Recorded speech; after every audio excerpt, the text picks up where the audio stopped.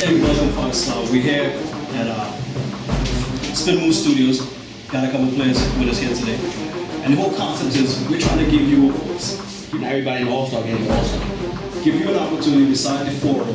Because as we all know, when you play with a team, it's for the year. You know what I mean? Once the season's over, you can do whatever you want. To sit, talk about a couple topics that are near and dear to you. It's a war every time. I mean, if you want to see good football, I know I'm a homer in this one, but I'll go with Devil's Wings for now. Things a little topical, things might be controversial. One word for the Legion, yeah, I think they are, so. Still all the same. It's not here for me.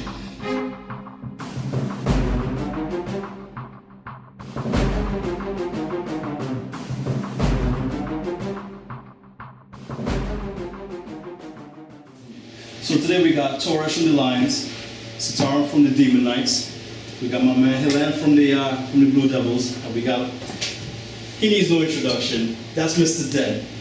You didn't work hard, baby. All right, and so hey, why waste time? Let's get right to it.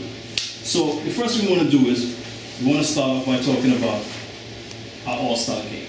All-Star game just finished wrapping up. Want to hear from you guys. What are your thoughts? Things we did well as a league, things we can do better, things we did with some highlights. Floor is yours, gentlemen. I mean, I think the game itself was a success all the way through. From the QB challenge to the game itself. The only thing I could say is, like, people who make it, I mean, you can't have like 10 offensive linemen selected for an All-Star game and then have 5 show up.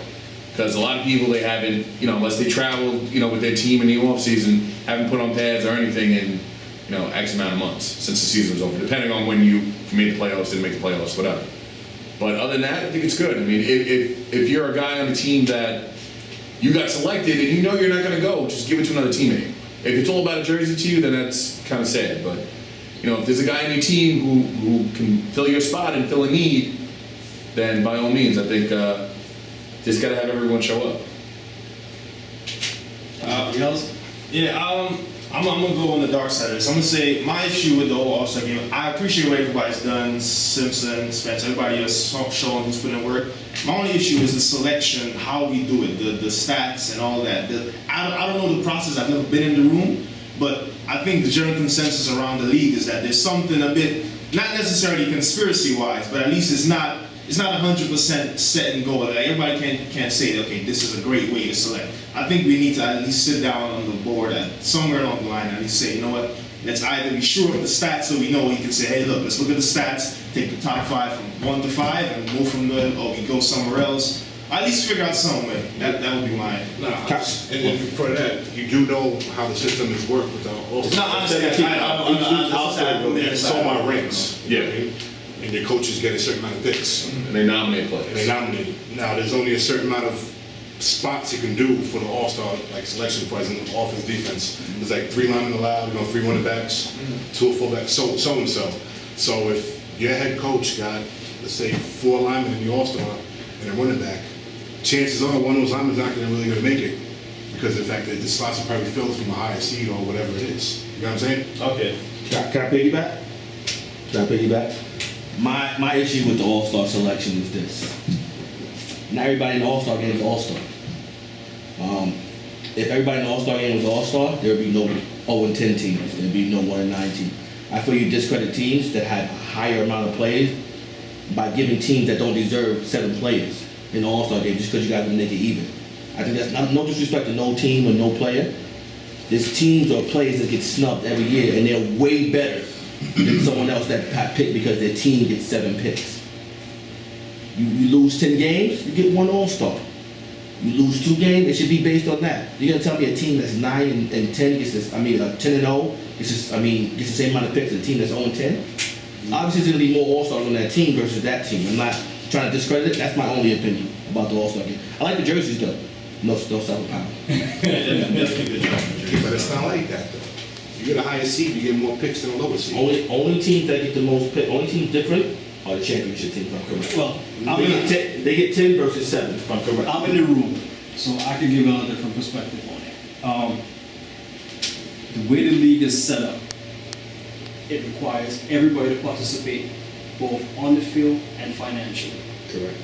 So with that being your base premise, where everybody's putting the same amount of money to make the league run, you have to approach it from a standpoint where you give at least equitable space at the table to everybody. Okay. So what happens is that you establish a baseline. So let's say 6 picks is going to be the baseline for everybody. And then you start rewarding based on performance after that. So what you'll find is that the team that finishes with the best record will have their baseline 6 plus 4. And then you'll find the team that finishes with the third best record will have their baseline 6 plus 2.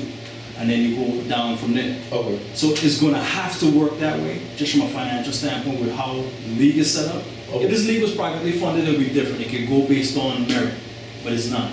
It's based on the cooperative of all the owners that come together. So you have to establish a way, and everybody at least gets a piece of the pie. And then you can reward people above and beyond that. So that's kind of how it goes. Okay. All right.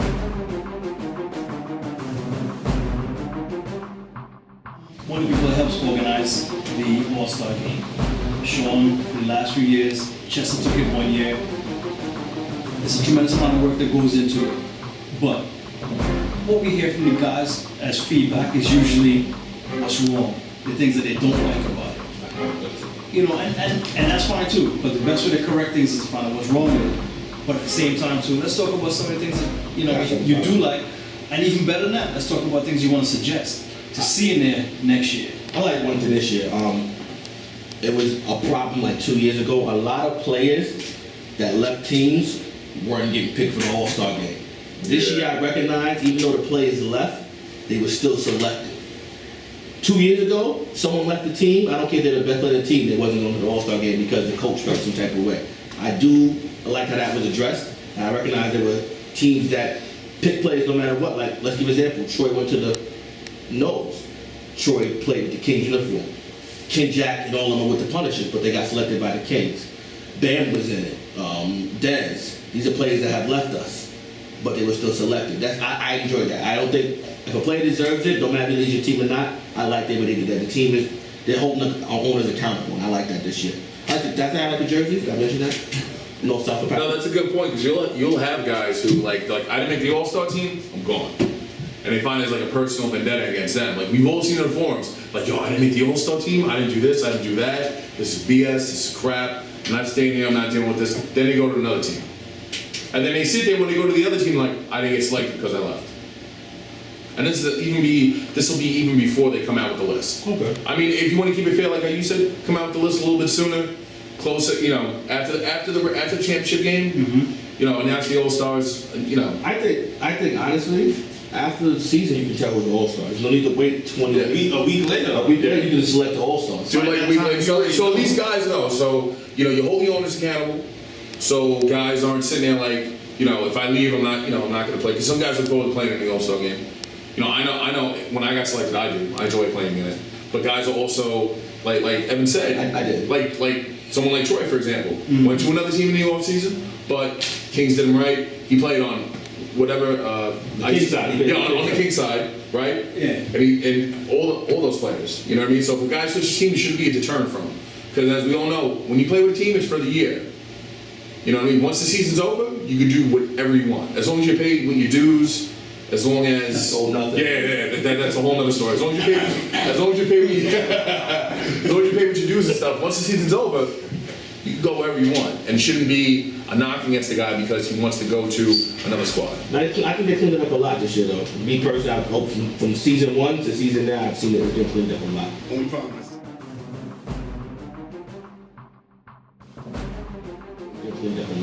problem I see as a fan watching the games that too many people on the sideline and sign on the team. Agreed. Yeah, 100%. Agreed. 100%. I think it'd be more better if they come up to the fans in the stands and watch the fans watch the game rather than fans being silent as well. You got what I'm saying? I agree with you. Like it should be more of a, Okay. you know what I'm saying? Like, just keep them out. We got the week Separate the people. Separate the players and the staff Okay. from the sideline, and everybody else is. If you're not in your All-Star jersey, man. you're buying this thing. I agree. Coming as a fan. And like you look at something like Aviators, it's great to have an All-Star game. It's perfect. But you take a look at some place like Granny Road. The only people on the field and on the sideline at Granny Road, for the most part, are the players. Right. Because it's a wrap. Exactly. It's fenced in, it's closer. Don't get me wrong, I love Aviators, great. All-Star game, championship game, it's a great thing. But now you bring that up, I think the All-Star game should be rotated between places. Like not, let's say, Grady Road, and it's unfair for them to have to travel every year to the All-Star game in Brooklyn. Why can't the Brooklyn players once a year travel to Grady Road? I think that would be a good The idea. only problem is on Grady Road, you gotta be able to charge it, Aviator, they charge at the gate, that's part of the league budget. But I thought Aviator is the core of the whole 5-star Well, map. You know what I'll I'm be saying? Brooklyn guys. I'm not trying to travel to I was just saying during the season. I live around the corner from AV. I'm just saying. I just want to see. I live around the corner from Grady Road, so it's not. I just want to see different venues besides AV. I get what you're saying. I just want to see something There's different. pros and cons, similar pros. It's almost like a Super Bowl. Even If they're go big- even go upstate one time. Go up to the Legion. I don't know about all that. You're doing too much. Man. Come on, that's fine. I don't know about that. You know what it's sketchy when you got a game in like Southern Jersey or upstate New York, guys like, listen, I got work. Mitchell feels a good field though, so. Mitchell Field is good. That's what there's other fields out there that are just as good as Georgia game. so we're talking about, It's sort of like a Super Bowl. Like your team, you have to have a certain. You have to have a bid. Let's say Mitchell Field. Mitchell Field has you can charge a gate. It's a great venue. It has everything. Have them bid for versus AV. Where's Mitchell from? It's right next to it's right by like National. Oh, yeah. National Three. That's right. Like have a bid, like have almost like a Super Bowl bid. You know how teams bid for the Super Bowl? Right, You right, get right. Same concept. It's a good bid, it's a good venue. Well. You can't use Grady Road because Grady Road you can't charge, but you can charge at Mitchell. Make money at the fish fry, though. Tell you that one. So, all right, so we're talking about trying to get better crowd control. So those who come to see the game, let everybody enjoy the game from the bleachers. Let the players go in the field. All right, sounds fair. Something we can take back to the league for sure. Talking about trying to change locations and move the game around a little bit. I'm sure there are a lot of factors that go into that. With the economics of getting the game funded and being able to put it on is one thing, but there are allocations in the budget to take care of that. But we also have to look at where we can maximize our dollar. And I think sometimes the further out we travel, we can hurt ourselves that way. But it's a fair point. It's a fair point nonetheless. I got a question for you guys though. In the first year, players were asked to contribute towards their uniforms. I don't know if you guys remember that. Yeah. I wasn't here for shit. I remember. All right. Yeah, in the first year, guys had to pay $25 for their uniform. Owners picked up that tab and are now paying for the uniforms as part of their league fee. So shout out to the owners. You saying for the All-Star game? For the All-Star game. Oh, Yeah, so as part of their dues that they paid the previous year, they pay forward for the All-Star game, which is pretty outstanding. But let's take a look at it if we could get a full uniform going. What are you guys' thoughts on whether or not guys would actually contribute to us having the lowers to match the jerseys? Think it's something that would fly? Or I mean, you're getting in the thing. I mean, how many times do you see owners on Facebook, whoever it is, talk about semi-pro problems? Guys not paying money. Guys not. That's part of the league fee, right? How if it's part of the league fee, how much I think individually? maybe- How much does it even go up? If your league fee, let's say if your league fee is $100, and let's say across the board it's $100 for everybody in the league. About $10. So yeah, it'll go $10. Is everybody That's going to feasible. say? But is everyone? Sean, why you charging me $10? Chester, why you charging me $10? I The mean, biggest thing with semi-pro is paying dues. yeah.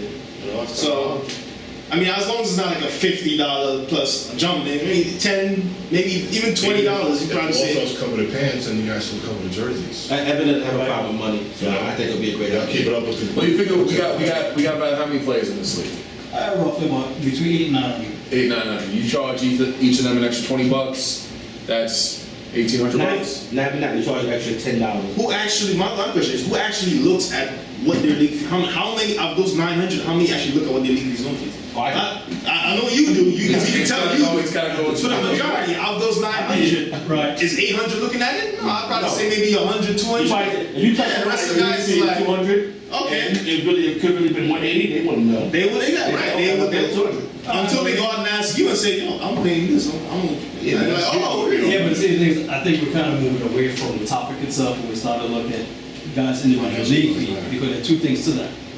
If I'm a player and my league fee goes from $200 to $210, and you tell me the extra $10 is towards offsetting the All-Star cost, No, who said what you're talking just about? hear me out. You're not asking me as an owner to take money that's coming into my organization and pay more towards an All-Star situation where I'm having the issues getting the $200 out of my guys. So I'm going to lose money out of my organization to make the All-Star game better.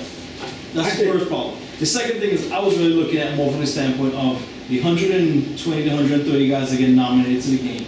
If they would pick up the extra $15 to $20. I 15, I take that fair, yeah. 15, 20, of For the course. pants, right? You still come Yeah. with jerseys and. Full Uniform, yeah. Yeah. For full uniform, yeah. Because you basically you're getting a jersey. Right. All it is you just pay an extra $20 for the A bottom. full for the uniform, pants. full uniform always That sexy. won't be a problem. Full uniform, $20? Yeah. Full uniform A always pair of sexy. pants in any sports store is at least $40. So Yeah, so the guys who have to buy who, White you know, pants. like my team's pants, they're black. Right. So if I was playing and I had to get white pants, it still would be $20 either You gotta way. come out your pocket. You know Exactly. what? My point. Salt. No, that makes a lot of sense. That makes a though. lot of sense. You might actually see everyone come to the game now because like, yo, I get a full They're jersey kind of for $20, $20. you know what I'm saying? Like, Full uniform is always sexy. That's my opinion. Especially when it Hear fits. that? Full uniform is always sexy. Especially when you got jersey fits. Alright, so there you have it. 5-star roundtable, first segment, All-Star Game recap. Brought to you, by you, for you. We'll be back. Hey. Hey.